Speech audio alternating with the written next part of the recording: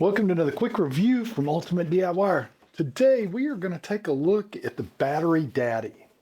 Now this is a really cool little gadget that actually stores your batteries, and you may be asking, why do I really need something like that?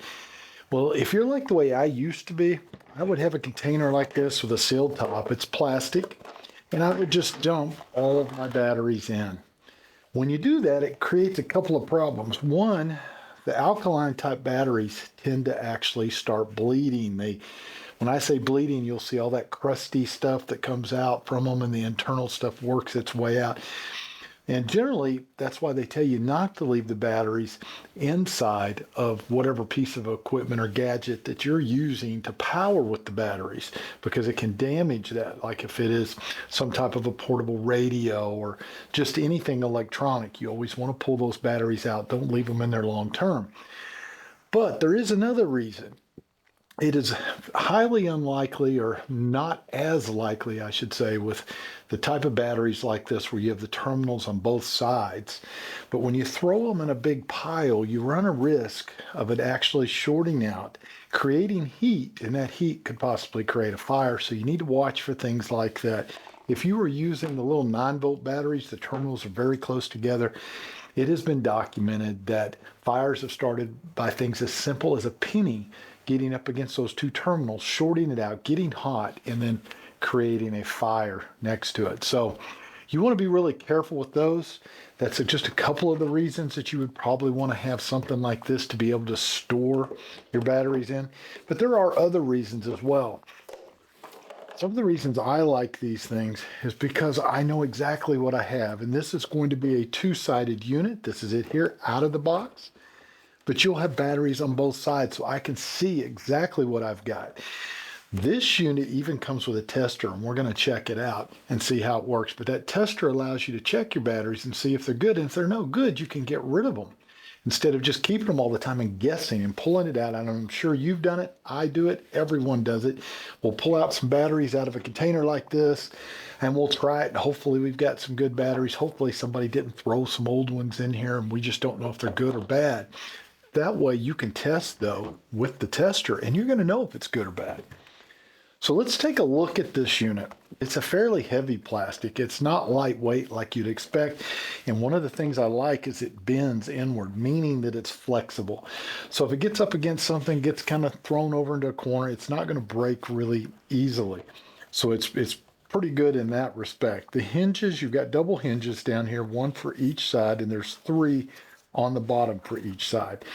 So in other words, what I mean by doubled, you have a hinge for this drawer and you have a hinge for this one, and there are 3 of them on each. So it's a good system, not going to break real simple and come loose, and you end up with a whole top cover that's just broken off, and then the whole unit's worthless.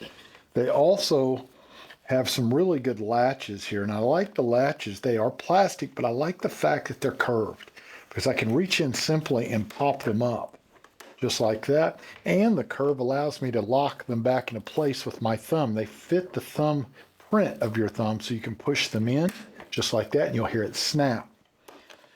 So let's open up one side first. If we open this one, this is our front side.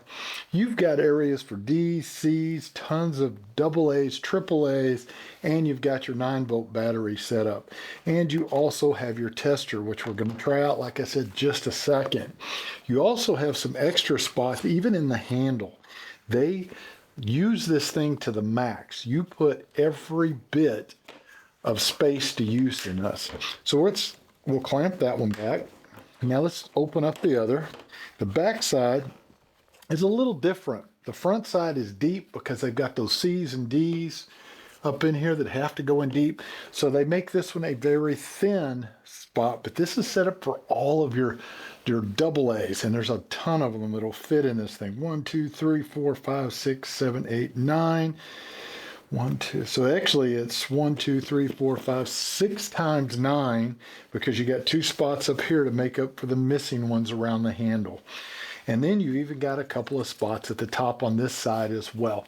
So you can get an awful lot of batteries in here. So let's go ahead and let's test and see how that tester works. Let's see if it actually functions. So you're going to pull the tester out. And this tester is pretty simple. It has a thumb control here. You're going to move it back or forward depending on the type of battery that you're trying to test. If you were using a 9-volt, it has the tester on the very top. You're just going to hold it against it and it will read on the little gauge. But if it's any of your other batteries like your D cell, C cell, AA's, AAA's, it's going to actually read here. If you're using even the little disc batteries, by the way, there is a spot in here for those disc batteries and you'll actually load them in as well. Kind of hard to show you from there, but you have a spot for those and there is a testing location on here for that as well.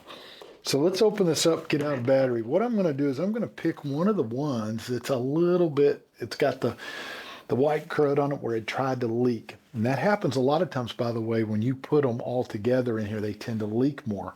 So it's not just the fire hazard, it's the leak. So I'm going to take this and we're going to simply put it on and let's see what we've got here. We should have negative at the top. So your negative is going to be the flat. So we're going to take it like that. And we should just slide it into place.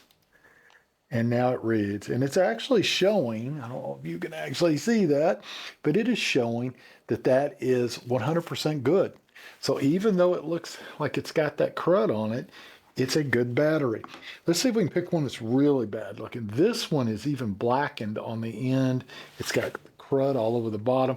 Now, if you are going to use this, and it is good, you could clean that up with a little bit of sandpaper or something, just clean it off, or a little bit of one of those little green sponges, clean everything off of it, because I wouldn't put it in my good equipment with that crud on it. I wouldn't want that, building up. So let's turn this one over and let's put it in, and we are going to put it in place. Now this one is showing dead. Let me check. Yeah, this battery, you can look, I'm not even reading anything. Now, it could be the crud on it. You could try to clean off the crud and see, but pretty sure that battery's gone. We're going to do one more. Now, this battery here looks pretty new. We are going to take it, actually face it the correct direction, and bingo, we are fully in green, meaning that it is a great battery.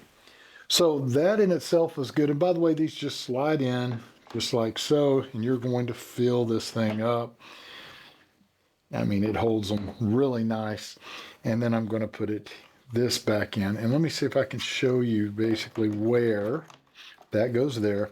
This is generally where you're going to put like those little flat batteries. The little disc type batteries, you can fill them up in this container here. Yeah, let's see if I can get that back on. It's not going to stay in place without anything in it, but there you go, just like that. Lock it into place. And now you can put this under your bed, you can put it in a closet, you can put it anywhere, and it's going to be pretty safe, and you don't have to worry about things starting fire or worry about your batteries leaking and causing other damage. That's what's really nice about it. And then as you're using them, if you notice you're getting low, it's easy to go buy another pack and fill it back up. So out of the scale of 1 to 10, I would give this a 10. I think it's an awesome little unit. Do yourself a favor, pick yourself up one today, and we'll see you guys on the next review.